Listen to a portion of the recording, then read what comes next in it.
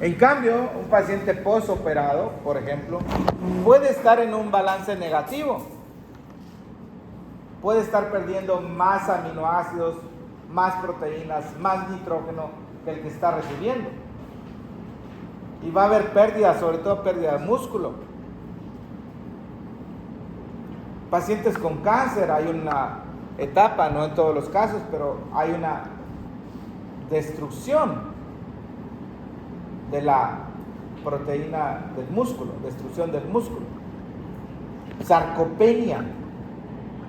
De hecho, después de cierta edad empezamos a perder proteína.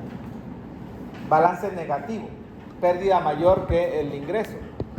En enfermedades carenciales, donde el ingreso es menor que lo mínimo necesario, como estas dos enfermedades, marasmo,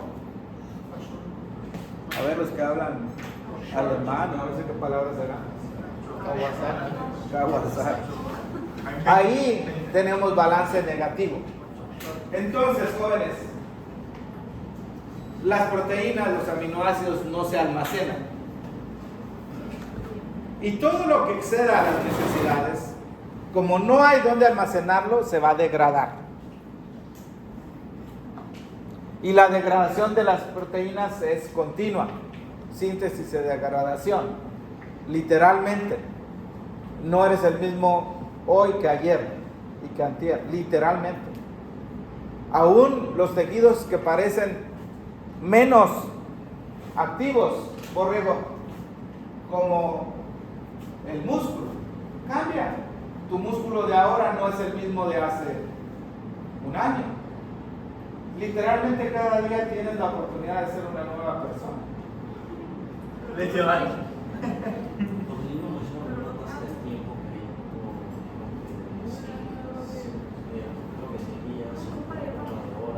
Sí, hay proteínas que se degradan más rápidamente y otras que lo hacen más lentamente.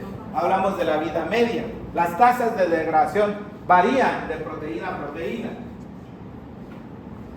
Said Tupac, qué bueno que te sentaste adelante hoy.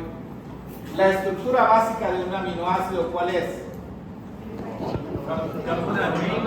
Grupo carboxilo, lo ponemos de este lado, y grupo amino lo ponemos aquí abajo. Y acá, ¿qué ponemos? R. Y acá ponemos H. Ese es un carbono quiral. 4 enlaces y cada uno de los grupos es diferente. Si R es igual a H, ¿de cuál aminoácido estaríamos hablando? Si R es igual a H, Julia, ¿cuál sería el aminoácido?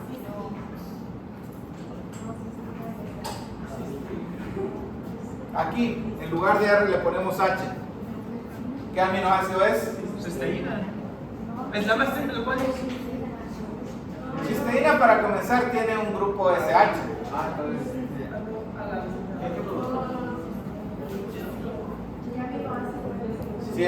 Si la R es una H, ¿qué aminoácido sería?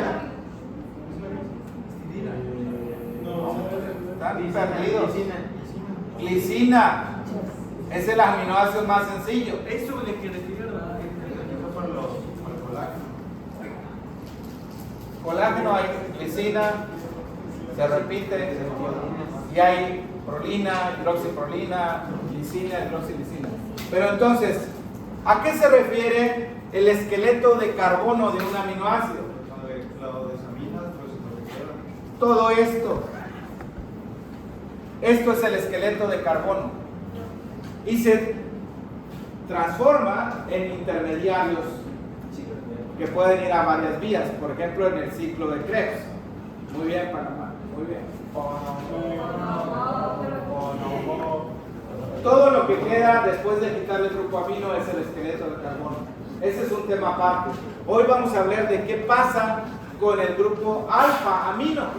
Recuerden que los aminoácidos tienen una nomenclatura, los carbonos de los aminoácidos. El primero, el que está más pegado al grupo carboxilo, es el aminoácido, el carbono alfa. Entonces este es un alfa aminoácido. Voy a aprovechar y a poner otro aminoácido y quiero que me digan qué aminoácido es. Tiene un carbono alfa, beta, gamma, delta y épsilon.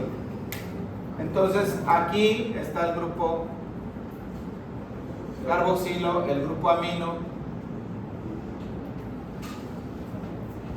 En todos los demás también H y aquí es otro grupo amino. ¿Glutamina? ¿Cuál es este aminoácido? ¿Glutamina?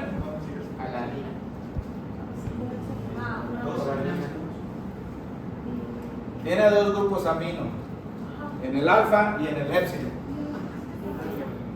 ¿Asparganina? La 20.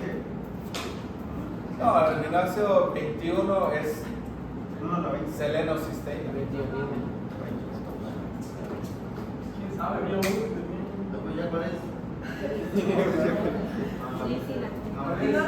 Panamá, ¿cuál es? Lisina.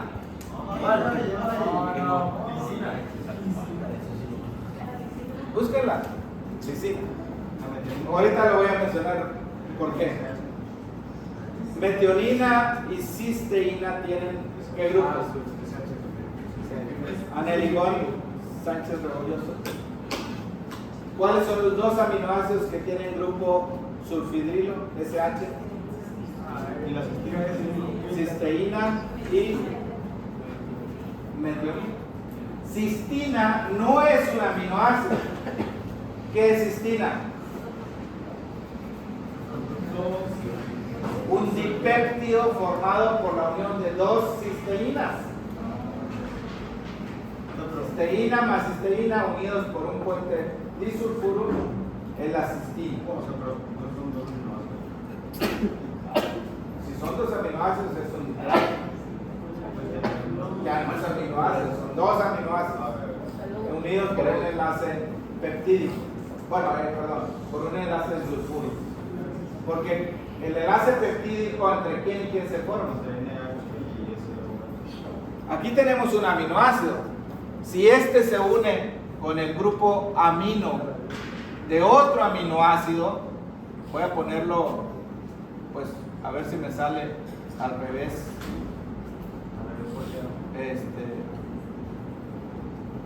Cuando se unen el grupo carboxilo de un aminoácido con el grupo amino de otro, aquí se forma un enlace peptídico. Y ese es el que está en las proteínas para formar la estructura primaria de la proteína. Pero ahorita voy a mencionar otra reacción de un grupo amino. Entonces, 75% de los aminoácidos se vuelve a utilizar. Tú degradas la proteína y la vuelves a aprovechar. Pero 25% se pierde y ahí entra el asunto de La vida. el ciclo de la urea. ¿Okay? La vida, Benjamín, es un ciclo. ¿Mande?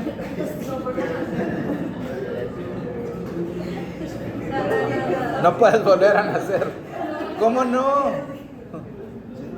El que no nace de nuevo. Sí. Con agua es Bueno, corrijo, la vida no es un ciclo. La vida es una línea infinita. Nah. Morimos. ¿Y luego la eternidad qué? A los que no van. Y los que no. Tienes la oportunidad. Bueno, entonces, las proteínas sí tienen un ciclo de vida, porque los aminoácidos se pueden reutilizar. Nace, eso es síntesis. Madura, se desarrolla. Hablamos de plegamiento, la maduración de un niño, de un adolescente.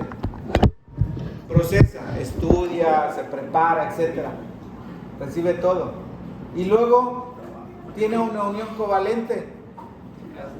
¿Qué es eso? Se casa. Se casa. Se trasloca, se muda de casa. Traslocar. Algunos quieren seguir viviendo en su casa para no pagar renta.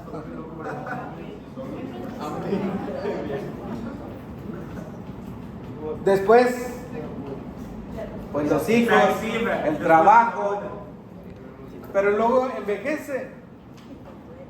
Estrés oxidativo, desnaturalización, etcétera. Ya vamos de salida. Yo ya estoy aquí en esta etapa.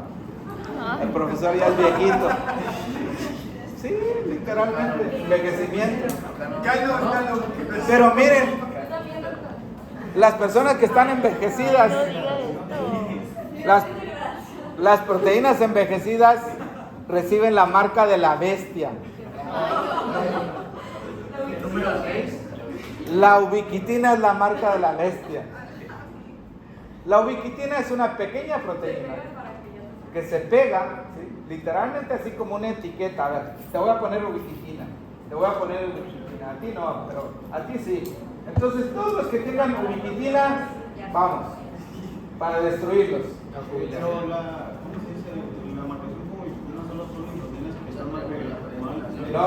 O ese tenía la yo. Proteínas dañadas por estrés oxidativo, proteínas mal plegadas, proteínas que ya tienen que jubilarse. Ni modos, la marca de la bestia, listo. Esto, mande. ¿Yo? ¿No parezco?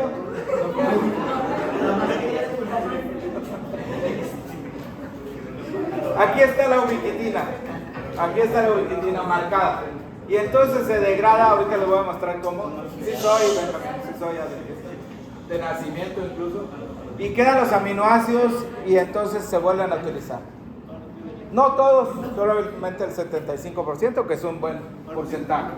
Pero eso es el ciclo de las proteínas. Entonces la degradación, se utilizan enzimas para cortar los enlaces peptídicos, peptidasas, proteasas. Proteasa dice destruye una proteína. Peptidasa, pues péptidos. La proteína es grande, los péptidos son más pequeños. Cortas enlaces en el interior de la proteína, la cadena polipeptídica adentro, pero puedes también comenzar con el extremo carboxilo de la proteína o del péptido o con el extremo amino. Entonces existen carboxipeptidasas si comienzas cortando de un extremo y aminopeptidasas si comienzas cortando del otro extremo. La vida media. ¿Qué es la vida? Es una línea. ¿Es una historia que sea? Miseria.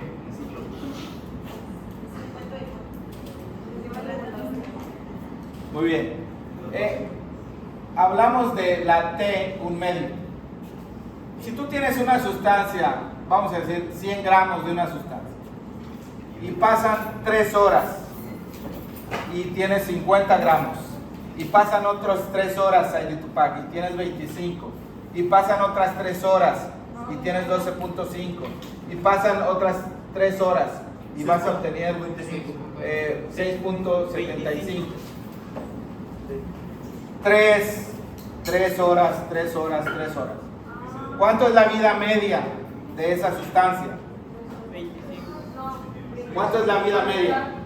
6 horas. 24 horas. 12 horas. 3 horas. La vida media es Cuando hay cambio. el tiempo que se tarda para reducir a la mitad. ¿Cuánto tiempo tardó en reducir a la mitad?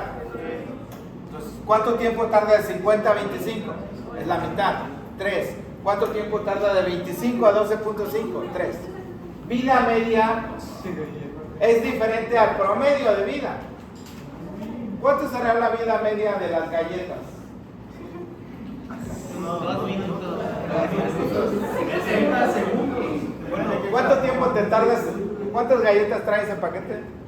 Lleva una caja. Sí, esa caja. 24. Ok, ¿cuánto tiempo te tardas en reducirla a 12? Y de 12 a 6, y de 6 a 3. Ese tiempo que es constante se llama vida media. Hay proteínas que tienen vida media muy larga. Kevin, tú decías que algunas proteínas tardan más en degradarse, ¿o quién dijo? Y otras tardan menos. Es variable, sí. Panamá fue el que dijo. No, Vale. eso es para optimizar. Entonces, ciertas proteínas como las enzimas que ayudan a mantener las funciones de las células tardan muchas horas. En cambio, las enzimas reguladoras, por ejemplo, la fosfofructosinasa, la piruvatosinasa, o la fosforilasa del glucógeno, hemos hablado de muchas enzimas reguladoras, la acetil-CoA carboxilasa, hidroximetilglutareil coenzima A reductasa. Hagan una lista de todas las enzimas reguladoras, Fragoso. Y entonces esas enzimas reguladoras rápidamente se acaban. La destrucción ocurre por dos sistemas. Uno que es independiente del ATP, simplemente son las enzimas lisosómicas que van degradando ya sea glucoproteínas o proteínas que están en la membrana. Las glucoproteínas son de las que están en las membranas, o proteínas que tienen vida media larga. En cambio, el otro sistema utiliza ATP y también utiliza ubiquitina. No todo es por la ubiquitina. Y esto ocurre ya no en los lisosomas, sino en el citosol. Primeramente hay una ubiquitinación, le pone una marquita a la proteína, y después esa proteína entra en una destructora de proteínas. ¿Han visto las destructoras de papel? Uno selecciona el papel que vas a destruir, ¿verdad? A ver, tengo todo esto, no, esto lo guardo, esto, lo voy a destruir, y lo separas. Entonces todo lo que fue separado es lo que está ubiquitinado, marcado, y lo metes a la destructora, ¿y qué sale? Puros papelitos, ¿verdad? Tiras o destruida. Vamos a ver el proteosoma, que es esa estructura cilíndrica, sería como una destructora de proteínas. Las proteínas de media corta, las proteínas anormales, Kevin, lo que preguntabas, no solamente las proteínas mal plegadas. Una proteína que tiene una vida media corta, aunque sea normal, pero ya hay que destruirla, es destruida por este sistema. ¿A qué aminoácido de las proteínas se une la ubiquitina? ¿A qué aminoácido de la proteína? Tú dices, él es una proteína. Tiene muchos aminoácidos. Yo digo, quiero destruir a esta proteína. Hay que destruir a esta proteína. Viene la ubiquitina. Aquí está la ubiquitina. Aquí aminoácidos se unen. Lisina. ¿A qué carbono de la lisina? Al tercero. Al grupo epsilon amino. Entonces, forma un enlace el grupo carboxilo de la ubiquitina. Recuerden que la ubiquitina también es una proteína. ¿Y quién ubiquitina la ubiquitina? Eso es otra pregunta. Bueno, aquí está el grupo carboxilo de la ubiquitina. Voy a ponerlo pues al revés que lo que puse allá arriba, y entonces se forma un enlace con el grupo amino del carbono epsilon. Enlace, esta es ubiquitina marcando a una proteína para ser destruida. Si en la proteína tienes en el extremo amino terminal, la proteína está formada por muchos aminoácidos, ¿no? El primer aminoácido en un extremo sería el amino y el último sería el grupo carboxilo, así se llama. Cuando el aminoácido en el extremo amino es metionina o serina, la probabilidad de ser destruida es menor. En cambio, cuando tienes un aminoácido asparagina o aspartato, no asparagina, aspartato o arginina, es más fácil ubiquitinarla y destruirla. Aquí está, Geraldine, la ubiquitinación. Le pone la marca. Ahí están los pasos. V es la ubiquitina. Se requieren 3 enzimas, no les voy a preguntar los nombres, todos los pasos. Finalmente aquí tienes lis. ¿Qué es lis? Lisina. Y entonces en el aminoácido, en el grupo amino del carbono épsilon, hay un enlace peptídico y queda marcado. Pero puedes poner varias ubiquitinas.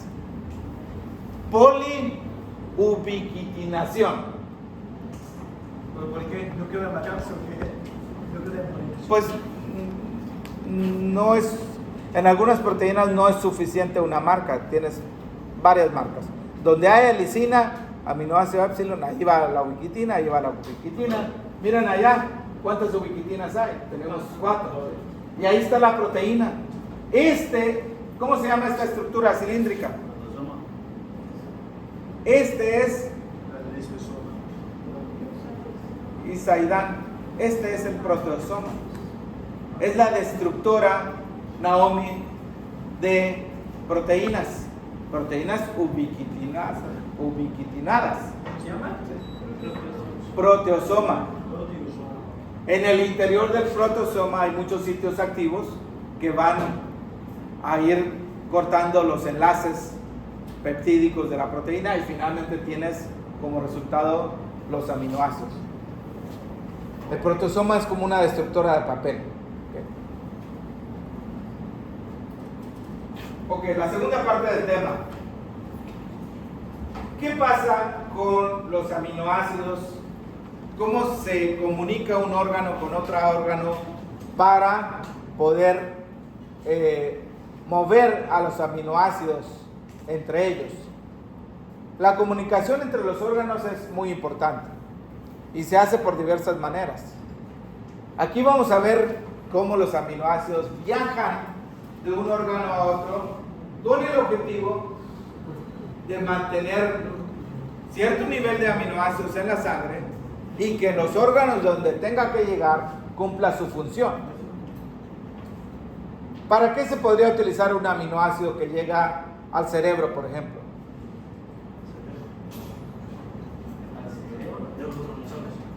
Neurotransmisor. Muy bien, se convierte en neurotransmisor. Lo más común es para sintetizar proteína. Pues es la base, ¿no? Pero también se puede obtener energía.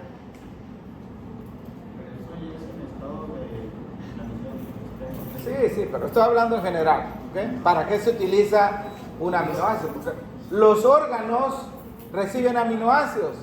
¿Para qué lo reciben? Bueno, entonces vamos a ver qué sucede en un periodo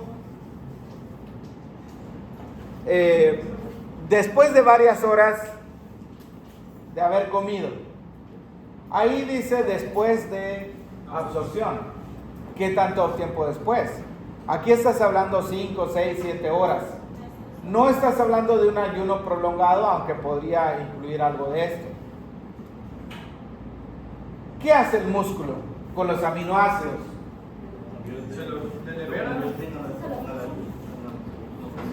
¿Qué hace el músculo con los aminoácidos? Pues empieza a liberar. Proteólisis y libera. ¿A dónde van esos aminoácidos? Al hígado. ¿A dónde más? Al cerebro. ¿A dónde más? Al intestino. ¿A dónde más? Al riñón. A los riñones. 4 destinos. ¿Cuál aminoácido es el principal que va al cerebro? Un aminoácido que es muy valioso. Se llama la valine. Y al intestino y a los riñones, ¿qué aminoácido va? Glutamato al intestino. No es glutamato, es Glutamina. Glutamina. ¿Y qué aminoácido llega al hígado? Urea y Alanina. Alanina. Principalmente, lo que está aquí marcado son los principales aminoácidos en cada caso. ¿Qué hace el riñón y el intestino con la glutamina que recibe? transforma en alanina. La convierte en Alanina. alanina. Pero además el riñón utiliza la glutamina para la regulación ácido básico. No la urea. El riñón no produce urea. ¿Qué hace el riñón con la glutamina que recibe? Aparte de transformarla en alanina, la utiliza para regulación de estado ácido básico. La eliminación de amoníaco, NH3, que sale realmente como NH4 con amonio, es parte de la regulación ácido básica. Les voy a explicar de esto en fisiología. Siempre hago una pausa después de que diga fisiología. Entonces, NH3 proviene del glutamina. Es importante para la regulación ácido básico. Pero también el riñón produce serina. ¿A dónde va la serina? Al hígado. La alanina que llega al hígado. ¿De qué fuentes viene la alanina? Músculo. El riñón. ¿Del músculo? El riñón. El intestino. Del riñón y del intestino. Recuerden que aquí estamos hablando de un periodo donde ya pasaron varias horas después de haber comido. Ya estás entrando en ayuno prácticamente. ¿Y qué hace el hígado con la alanina? ¿En qué la convierte? ¿En urea? Muy bien. El exceso de nitrógeno proveniente de los aminoácidos, del catabolismo de los aminoácidos, que sucede en el hígado se convierte en urea. Y la urea es un producto de desecho. Aunque en el riñón tiene una función importante al concentrar la orina. Doc, ¿puede repetir eso que dijo?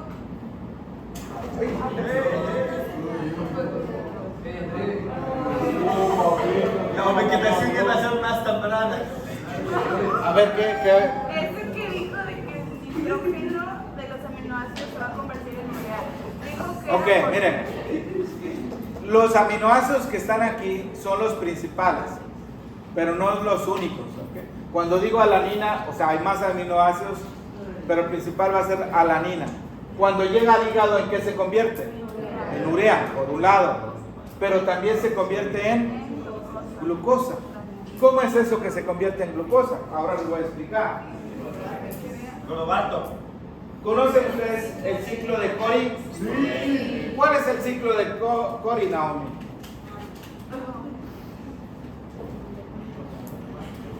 ¿Cuál es el ciclo de Cori?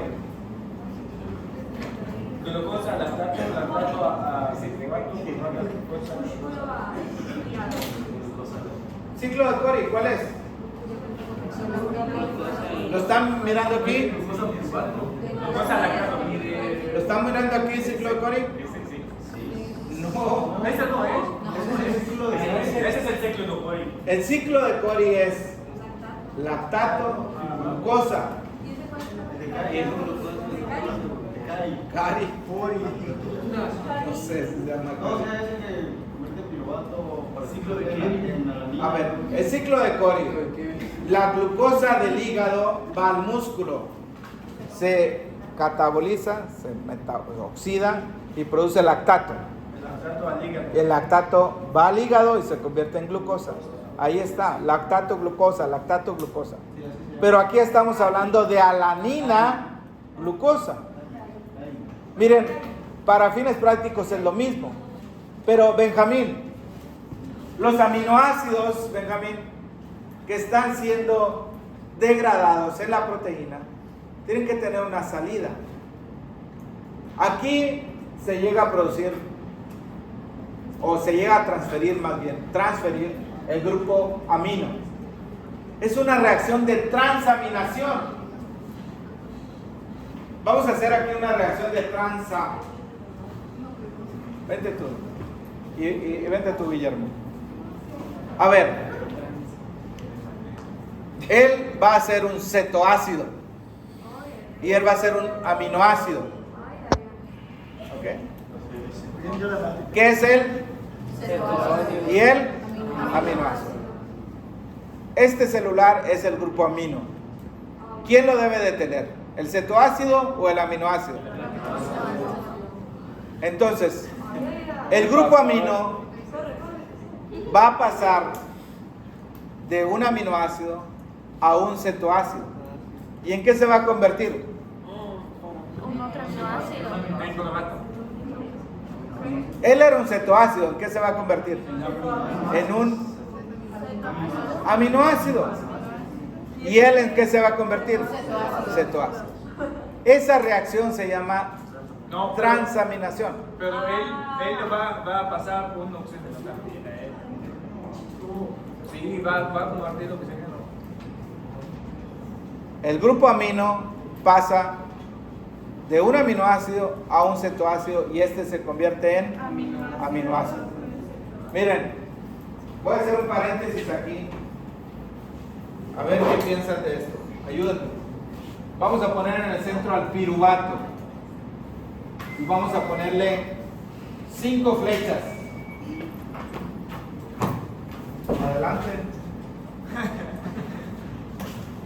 Llevamos 3. Nos faltan 2. Entonces, de las 5 flechas, 2 son bidireccionales. ¿Cuál es el compuesto precursor del piruvato? Glucosa. Esta es una reacción en cada caso. PEP. No es Pep Guardiola, sino fosfoenol piruvato. Tiene un enlace fosfato de alta energía. Se transfiere entonces al ADP y ¿qué forma? ATP. Fosforilación a nivel de sustrato.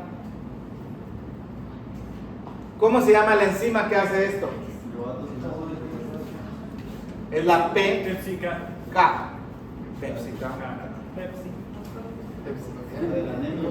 Piruvato sinasa. Las sinasas agregan fosfato, en este caso al ADP. Y el producto es piruvato, por eso se llama piruvato sinasa.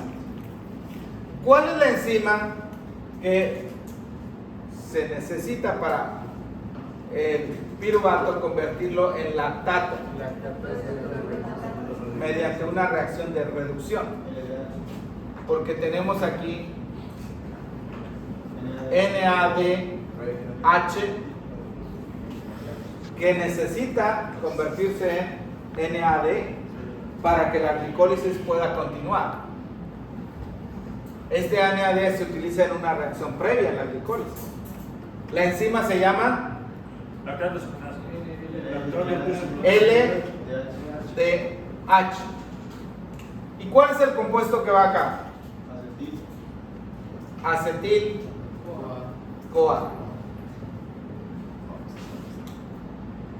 ¿Cuál es la enzima que hace esto? Complejo piruvato deshidrogenasas, que tiene 3 enzimas y 5 coenzimas. 5 coenzimas. ¿Cuáles son las 5 coenzimas? La coenzima, nada más. Pirofosfato de tiamina, ácido lipoico o lipoato, NADH, FAD, H2 o FAD y la coenzima A. Son 5. Aquí se pierde carbono, se pierde CO2, porque el piruvato tiene 3 y la acetil tiene 2. Y en el otro lado, ¿qué haces? Ganas un carbono para transformar el piruvato en oxalacetato. ¿Cuál es la enzima aquí? ¿PK o PC? PC. Esta es PK. ¿Y cuál es la coenzima que se necesita aquí? Biotina. Vitamina B5. ¿Qué nos falta? Alanina. El piruvato se convierte en alanina por medio de ¿cuál enzima? Alanina amino transferasa. ¿Cuál es el grupo que se transfiere? Aquí le voy a poner nada más una T de transferasa. O también se llaman aminotransferasas. Transferasa o aminotransferasa de sequedad. ¿Por qué les pongo esto? Como sugerencia, en su mapa metabólico, pues pueden comenzar por aquí, irlo ampliando, porque esto está casi en el centro de todas las vías metabólicas. Para acá, luego le sigue el ciclo de Krebs, síntesis de ácidos grasos, cetogénesis, y no tienen que poner todas las enzimas. ¿Cuántas reacciones hay desde glucosa hasta piruvato? 10. Las de isomerización no necesitan ponerla, pero esta enzima sí necesitan ponerla, porque es una enzima clave, es una enzima regulatoria, y porque además aquí se genera ATP a nivel de sustrato. Doctor, ¿se puede poner así con la sigla nomás? Sí, prefiero que pongan las siglas, pero las siglas oficiales, no sus propias siglas. LDH, por ejemplo, necesitan ser muy exactos y con el espacio que hay, pues. Entonces sugiero que hagan esto. Bueno, entonces en el ciclo de glucosa-alanina, que se parece al ciclo de Cori, pero en lugar de lactato es alanina, tenemos los aminoácidos, el piruvato, que es un cetoácido. Recuerden que él es el cetoácido, recibió amino de un aminoácido y se convirtió en un aminoácido. En este caso es alanina. Y la alanina viaja al hígado y hace lo inverso, se convierte en piruvato, suelta el grupo amino. ¿Y en qué se convierte el grupo amino? En urea. Y el piruvato, por gluconeogénesis, no está ahí todo directo, no está en todos los pasos obviamente, se va a convertir en glucosa y la glucosa va a regresar al músculo y es un ciclo, ¿verdad? Ciclo de urea, perdón, ciclo de glucosa alanina. Pero para eso se necesita otro aminoácido. Para las transaminaciones no. Ahorita les voy a mostrar. Por ejemplo, el glutamato que le da. Bueno, el glutamato es clave en la salida. Ahorita lo muestro. Glutamato lleva, sí. Y sí, al alfa-cetoglutarato. A ver, aquí Isaidán es inmediatamente después de comer. Todo lo que comemos, aminoácidos, los absorbe ¿quién? El intestino. ¿Y a dónde los manda? Pues al hígado. Incluso aminoácidos de cadena lateral, que después van al músculo. Entre ellos la valina. ¿Y a quién se los entrega? Al cerebro. Periodo post-absortivo inmediato, después de comer. Postprandial generalmente nos referimos a un periodo corto después de comer. 1 hora, media hora, hasta 2 horas tal vez. Pero ya cuando son 3, 4, 5 horas, ya no es postprandial, ¿no? Ya es, pues, interdigestivo, puedes decirlo. Cuando son más de 7, 8 horas, pues ya estamos hablando de ayuno. Y el ayuno puede ser corto, mediano, prolongado, etc. Este es inmediatamente después de comer. Glutamina, ¿a dónde va? igual que en el otro periodo, ¿verdad? Riñón, intestino. Y alanina regresa al hígado. La alanina que está producida pues, por el ciclo de Cori, ¿no? La glucosa al músculo, la alanina regresando al hígado. La urea. ¿Cuántos pasos hay en la síntesis de urea? 4.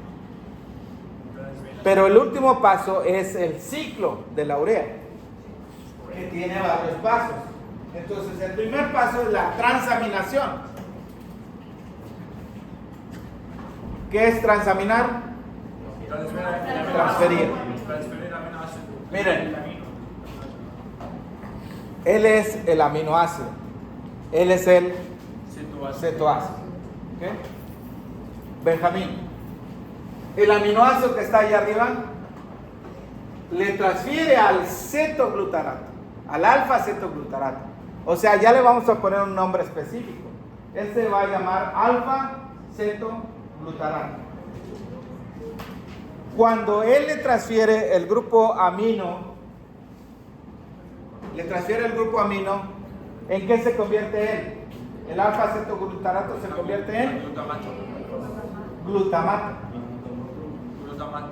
Y él, que era un aminoácido, ¿en qué se va a convertir? En un cetoácido, lo que está ahí arriba. Ahora, ¿qué pasa en el segundo paso? ¿Qué sucede con el glutamato, Kevin? ¿Qué sucede con el glutamato?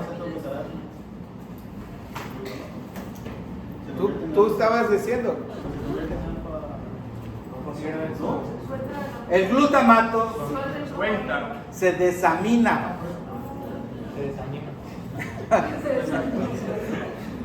Se desamina.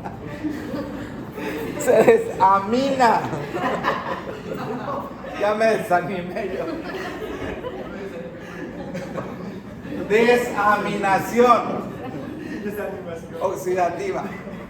O sea, se pierden electrones también.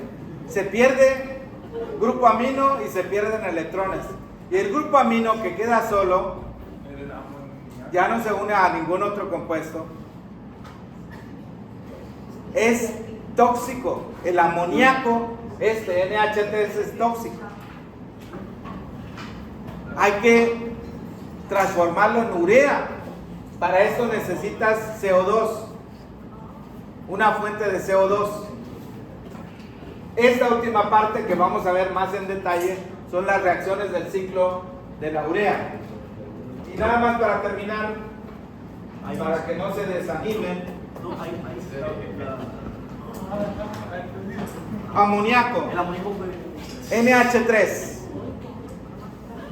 NH3 es tóxico.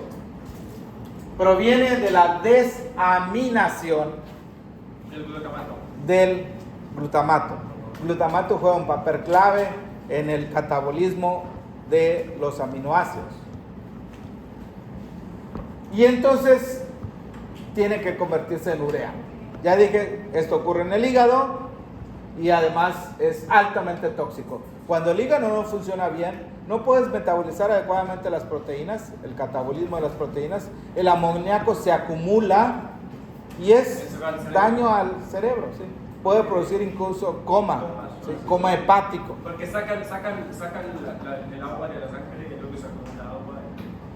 Muchas cosas suceden. Ocurre en la cirrosis, eso. Sí, en la cirrosis, por ejemplo. En la cirrosis.